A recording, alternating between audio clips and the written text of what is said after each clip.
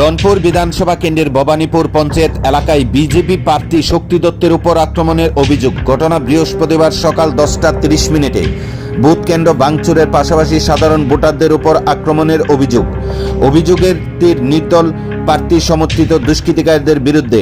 অন্যদিকে পাল্টা অভিযোগ করেন নির্দল প্রার্থীর পুলিং এজেন্ট বিজেপি প্রার্থী শক্তি দত্ত। ভোট কেন্দ্রে ছাপ্পা ভোট দিতে বাধা দেওয়ায় নির্দল প্রার্থীর এজেন্টের উপর আক্রমণ।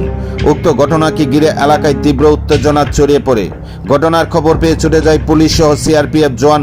উক্ত ঘটনায় এলাকায় তীব্র উত্তেজনা ছড়িয়ে পড়ে। জানা যায় বৃহস্পতিবার সকাল 7টা থেকে দনপুর বিধানসভা কেন্দ্রের ভবানীপুর পঞ্চায়েতে শুরু হয় ত্রিস্তর পঞ্চায়েত নির্বাচনের ভোটদান প্রক্রিয়া, আর তা থেকেই শুরু হয় এই তীব্র উত্তেজনা।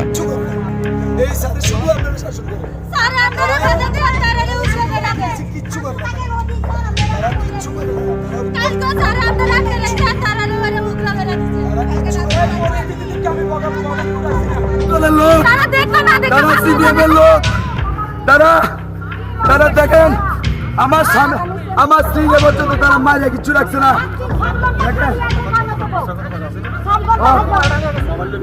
এই দেখেন তারা সবাই দলবদ্ধ হয়ে দাঁড়িয়ে আছে।